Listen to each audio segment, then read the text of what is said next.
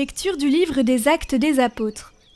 En ces jours-là, comme le nombre des disciples augmentait, les frères de langue grecque récriminèrent contre ceux de la langue hébraïque, parce que les veuves de leur groupe étaient désavantagées dans le service quotidien. Les 12 convoquèrent alors l'ensemble des disciples et leur dirent : « Il n'est pas bon que nous délaissions la parole de Dieu pour servir aux tables.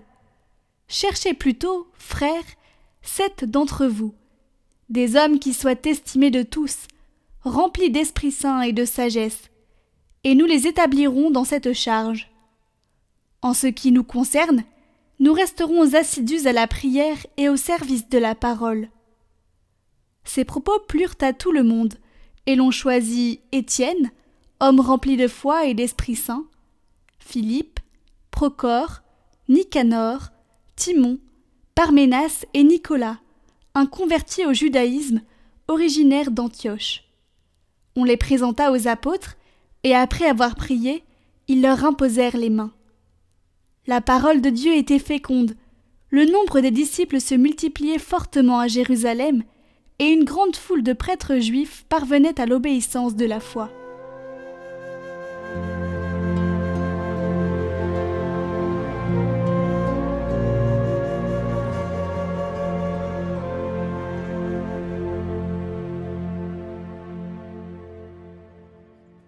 Que ton amour, Seigneur, soit sur nous, comme notre espoir est en toi.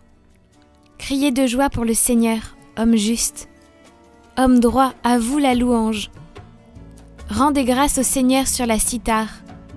Jouez pour lui sur la harpe à 10 cordes. Oui, elle est droite, la parole du Seigneur.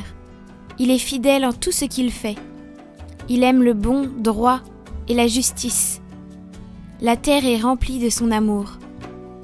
Dieu veille sur ceux qui le craignent, qui mettent leur espoir en son amour, pour les délivrer de la mort, les garder en vie au jour de famine.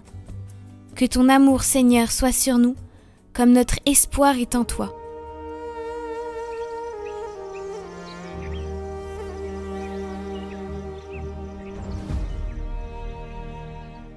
Évangile de Jésus-Christ selon saint Jean. Le soir venu, les disciples de Jésus descendirent jusqu'à la mer. Ils s'embarquèrent pour gagner Capharnaüm, sur l'autre rive.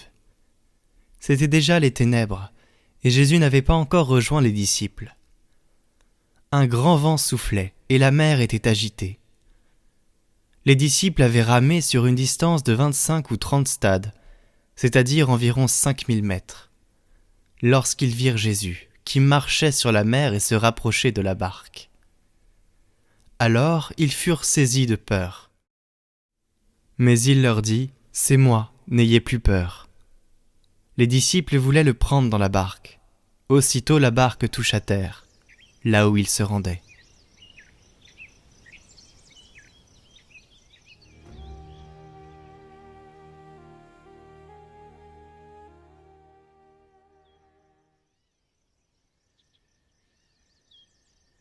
L'évangile d'aujourd'hui nous rappelle que la foi dans le Seigneur et dans sa parole n'ouvre pas un chemin où tout est facile et paisible. Elle ne nous soustrait pas aux tempêtes de la vie.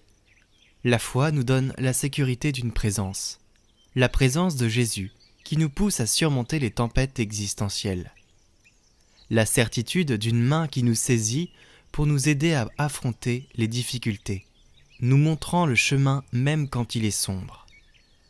La foi, en somme, n'est pas une échappatoire aux problèmes de la vie, mais elle nous soutient sur notre chemin et lui donne un sens.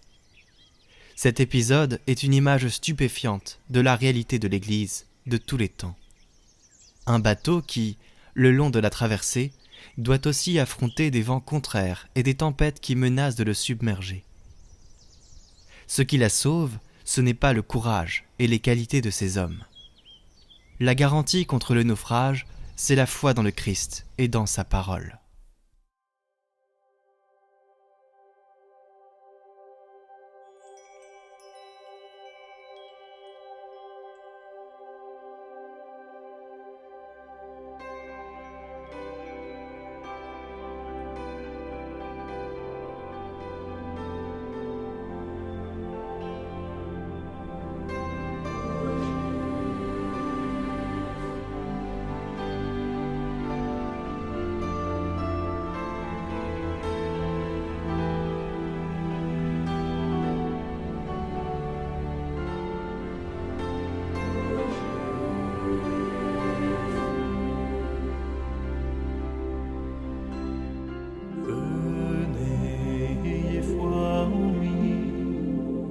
car il est notre espérance. Venez, ayez foi en lui, Jésus vous attend.